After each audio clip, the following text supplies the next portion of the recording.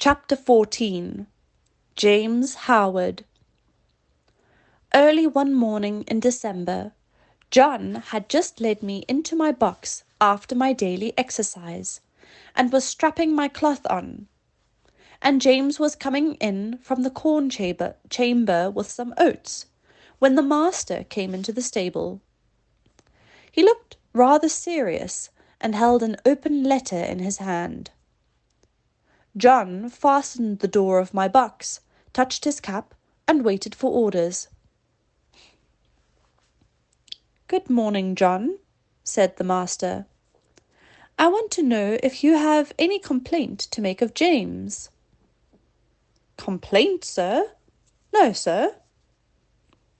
"Is he industrious at his work and respectful to you?" "Yes, sir, always." "You never find he slights his work when your back is turned?" "Never, sir."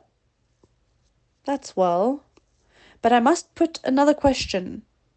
Have you no reason to suspect, when he goes out with the horses to exercise them, or to take a message, that he stops about talking to his acquaintances, or goes into houses where he has no business, leaving the horses outside?" "No, sir, certainly not.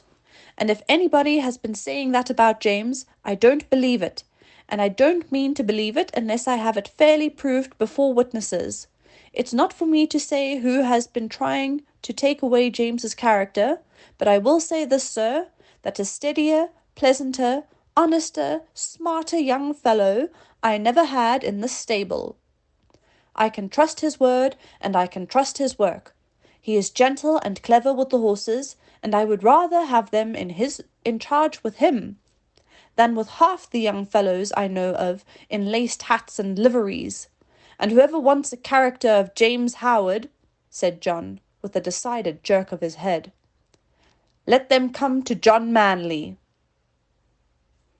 The master stood all this time grave and attentive, but as John finished his speech, a broad smile spread over his face, and looking kindly across at James, who all this time had stood still at the door, he said, "James, my lad, set down the oats and come here.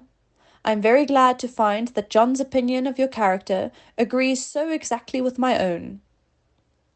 "John is a cautious man," he said, with a droll smile, "and it is not always easy to get his opinion about people, so I thought if I beat the bush on this side the birds would fly out, and I should learn what I wanted to know quickly.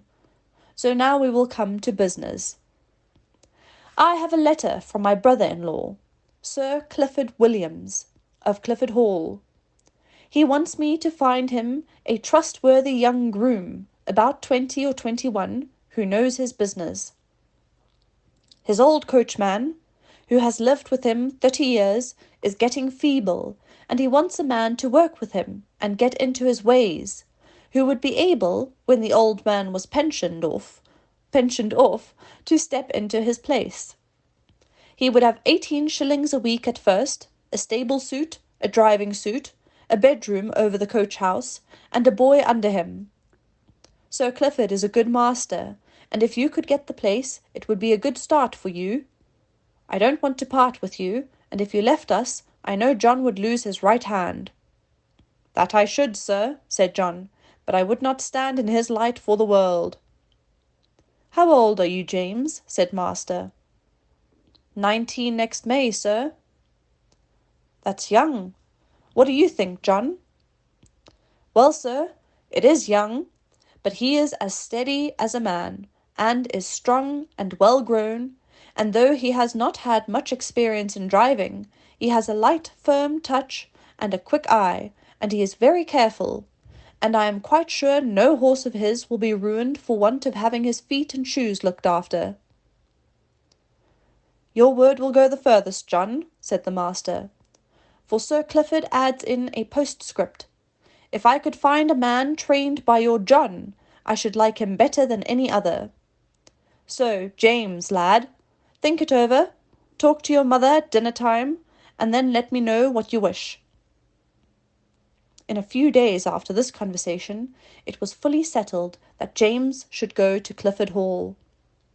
In a month or 6 weeks, as it suited his master, and in the meantime he was to get all the practice in driving that could be given to him.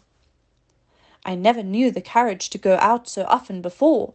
When the mistress did not go out, the master drove himself in the two-wheeled chaise.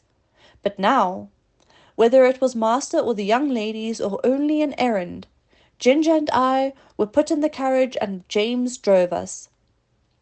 At the first, John rode with him on the box, telling him this and that, and after that James drove alone. Then it was wonderful what a number of places the master would go to in the city on Saturday, and what queer streets we were driven through. He was sure to go to the railway station just as the train was coming in, and cabs and carriages, carts and omnibuses were all trying to get over the bridge together. That bridge wanted good horses and good drivers when the railway bell was ringing, for it was narrow, and there was a very sharp turn up to the station, where it would not have been at all difficult for people to run into each other, if they did not look sharp and keep their wits about them.